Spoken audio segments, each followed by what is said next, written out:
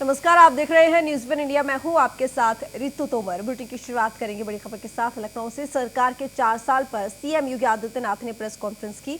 UP में निवेश का वातावरण, मुख्यमंत्री योगी आदित्यनाथ ने इस दौरान कई बातें कही, जिसमें उन्होंने कहा कि यूपी में अब निवेश का वातावरण है, निवेशकों की पहली पसंद यूपी बना है। यूपी में सकारात्मक माहौल देखने को मिल रहा है। यूपी देश की दूसरी सबसे बड़ी अर्थव्यवस्था अब बन रहा है। कोरोना काल में 56,000 करोड़ का निवेश हुआ है। निवेश मित्र पोर्टल की स्थापना हुई। यूपी में प्रति व्यक्ति आय बढ़ी है। रोजगार की संभावनाओं को आगे बढ़ाया गया है। व्यापक निवेश हुआ, रोजगार की संभावनाएं बढ़ी। तमाम बातें मुख्यमंत्री योगी आदित्यनाथ ने प्रेस कॉन्फ्रेंस के दौरान कही हैं। तो आपको बता दें कि आज यूपी की योगी सरकार को 4 साल पूरे हो गए हैं, यानी कि 19 मार्च 2017 को ये सरकार बनी थी और आज 19 मार्च 4 साल पूरे। और इस दौरान प्रेस कॉन्फ्रेंस की गई, जिसमें मुख्यमंत्री योगी आदित्यनाथ ने बताया कि आखिर इन 4 सालों में यूपी को विकास की राह पर पहुंचाने के लिए, ले जाने के लिए क्या कुछ फैसले लिए गए, जिसमें कई बातें हमने आपको बताई। इसके साथ ही उन्होंने ये भी कहा कि एंटी भूमाफिया की योजना शुरू हुई और लगभग 60 लाख से ज्यादा मामलों का निस्तारण हुआ। 56,000 हेक्टेयर से ज्यादा जमीन मुक्त कराई गई। इसके साथ ही उन्होंने कई बिंदु गिनवाए, जिनमें से एक ये भी था कि 4 साल में करीब 35 लाख लोगों को नौकरी मिली। प्रदेश में 4 लाख करोड़ रुपए से ज्यादा का निवेश किया जा चुका है। कोरोना के वक्त में यूपी में 56,000 करोड़ रुपए का निवेश हुआ। डाटा सेंटर, डिस्प्ले निर्माण और इसके साथ ही आईके यानी कि आईका का निर्माण सेंटर यूपी के नोएडा में बन रहा है। तो प्रदेश में 50,000 से ज्यादा लघु उद्योग लगाए गए और 1,80,00,000 लोगों को रोजगार दिया गया। हर जिले को 4 लेन से जोड़ने का काम किया गया। प्रदेश के गांवों को भी जिला मुख्यालय से जोड़ा गया। इसके साथ ही प्रदेश में केंद्र के जल जीवन मिशन को तेजी से पूरा किया गया, जिससे गांव-गांव में पीने का शुद्ध पानी मिले। प्रदेश में आज 1535 स्थानों पर स्पेशल महिला हेल्प डेस्क बनाई गई है, यानी कि महिला सशक्तिकरण पर यूपी सरकार में विशेष ध्यान किया गया और इसी वजह से महिला हेल्प डेस्क भी बनाई गई।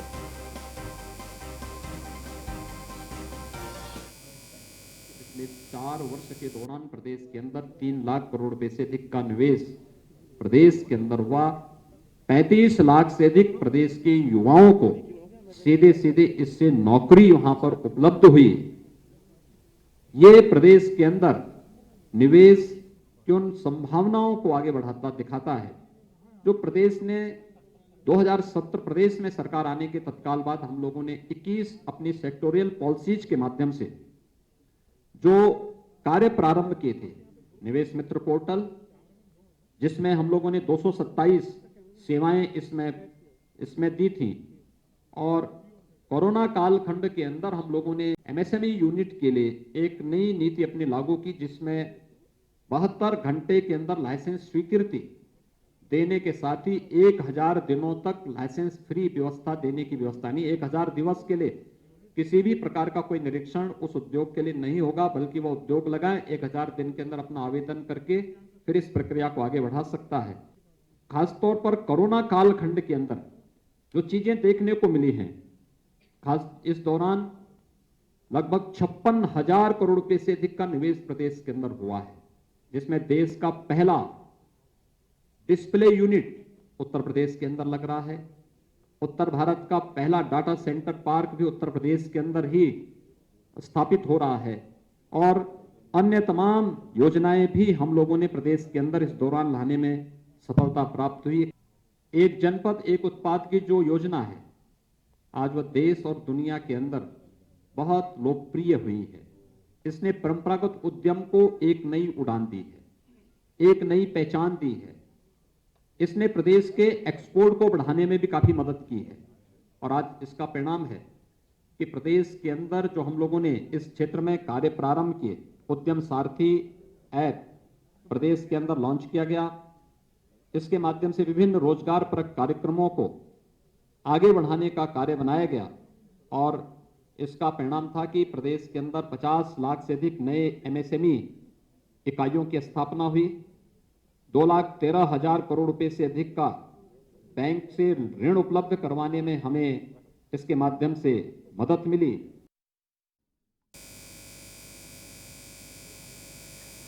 तो बता दें, मुख्यमंत्री योगी आदित्यनाथ ने इस दौरान विकास पुस्तिका का भी विमोचन किया, जो कि 19 से लेकर 26 मार्च तक जो एक अभियान चलने वाला है बीजेपी का, जिसमें जनता तक ये पहुंचाया जाएगा कि आखिर यूपी सरकार ने क्या कुछ विकास कार्य किए हैं वो इसमें संकलित किए गए हैं, जिसके जरिए लोगों को जानकारी मिल सके कि आखिर यूपी सरकार ने क्या कुछ किया प्रदेशवासियों के लिए और विकास के पथ पर पहुंचाने के लिए, विकास के रथ का जो पहिया घूमा है वो आखिर कहां तक पहुंचा है, इस जानकारी के लिए।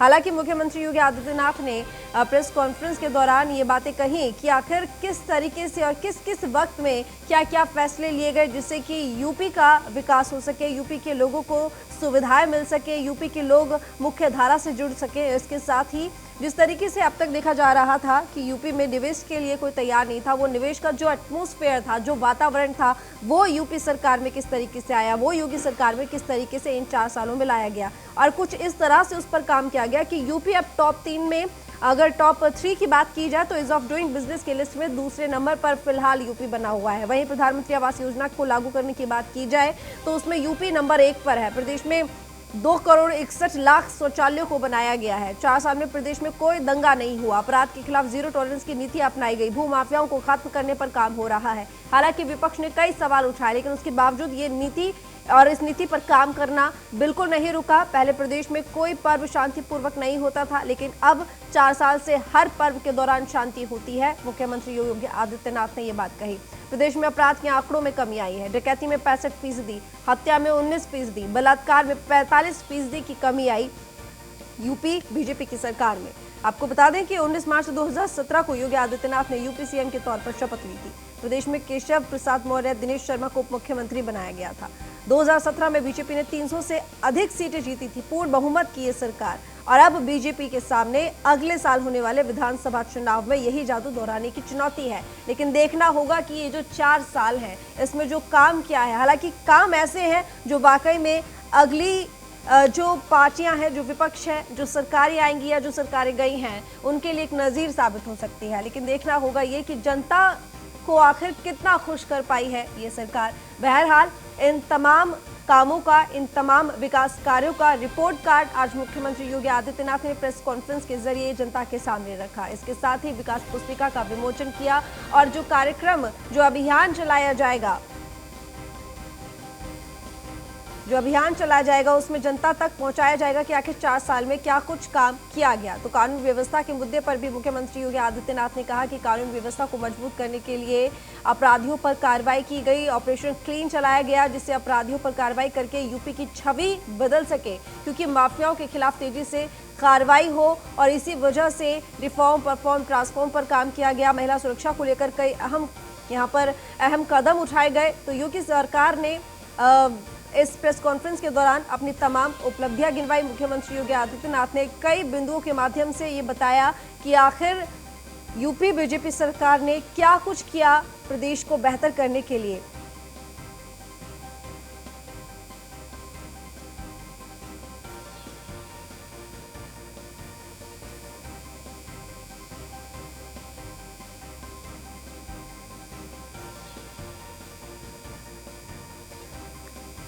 तो बता दें, एक्सप्रेसवे के जाल, करोड़ों लोगों को दिए गए बिजली कनेक्शन, डिफेंस कॉरिडोर और इज ऑफ डूइंग बिजनेस में इस लिस्ट में यूपी के नंबर 2 आने का जिक्र किया गया। इसके साथ ही सरकार की उपलब्धियां बताई और जिस तरीके से गन्ना किसानों को भुगतान किया गया, नए कृषि कानूनों की तारीफ भी अपनी चिट्ठी में भी की। और इसके साथ ही प्रेस कॉन्फ्रेंस के दौरान भी मुख्यमंत्री योगी आदित्यनाथ ने कहा और साथ ही उन्होंने ये भी कहा कि सांस्कृतिक राष्ट्रवाद की ज्योति प्रज्वलित हुई है।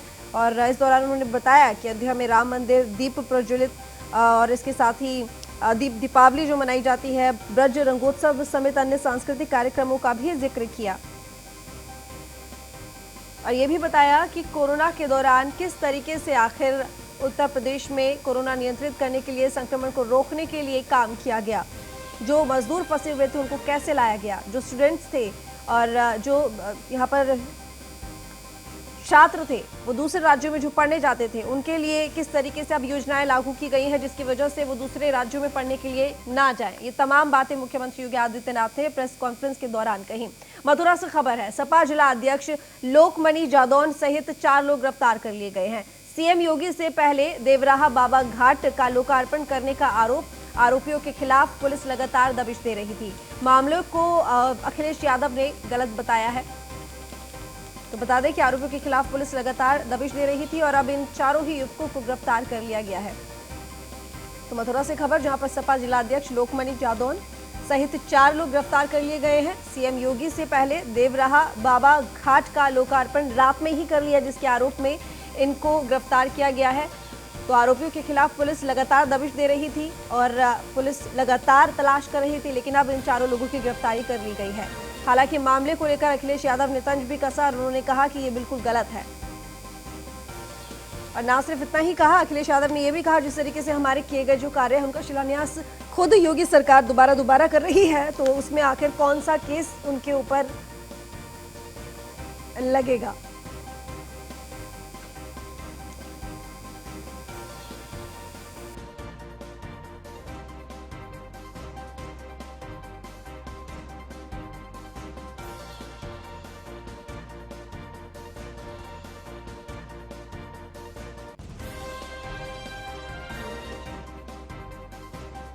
फरवरी को इन लोगों द्वारा एक वीडियो वायरल किया गया था, जिसमें वृंदावन में देवराहा बाबा घाट का उद्घाटन करते हुए दिखाई पड़े थे। इस संबंध में 8 लोगों के खिलाफ अभियोग धारा 147, 447, 186, 353, 120 बी और 66 IT एक्ट में गिरफ्तार किया गया, मुकदमा दर्ज किया गया था, जिसमें 8 लोग नेम्ड किए गए थे। इनके खिलाफ कोर्ट से भी NBW जारी था।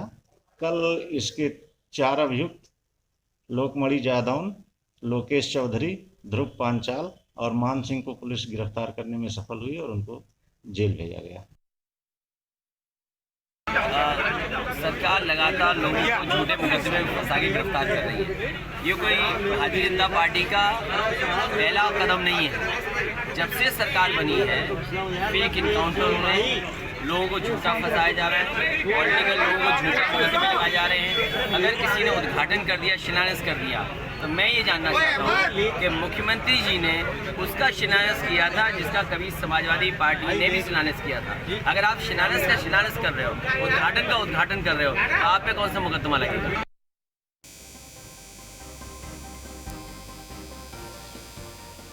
तो सीएम योगी से पहले देवराहा बाबा घाट का लोकार्पण करने के आरोप में 4 लोगों को गिरफ्तार कर लिया गया है, जिसमें मथुरा जिला अध्यक्ष भी शामिल हैं। हालांकि इस पूरे मामले को लेकर अखिलेश यादव ने कहा कि ये गलत है। तो सपा जिलाध्यक्ष लोकमणि को गिरफ्तार किया गया, साथ में 3 लोग और हैं जो कि सपा कार्यकर्ता है, उनकी गिरफ्तारी हुई है, जिसको अखिलेश यादव ने बिल्कुल गलत बताया। आपको बता दें कि मथुरा के 2 दिवसीय दौरे पर इस वक्त अखिलेश यादव पहुंचे हुए हैं। इस दौरान ये तमाम बातें उन्होंने कही और ये आरोप लगाया कि आखिर बीजेपी सरकार भी तो जो हमारे द्वारा कराए गए कार्य हैं उनका दोबारा शिलान्यास करती है, तो उन पर कौन सा केस लगेगा।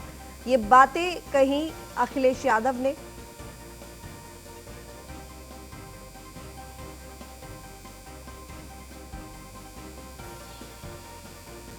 तो सपा जिलाध्यक्ष लोकमणि जादौन समेत 4 लोगों की गिरफ्तारी हुई है।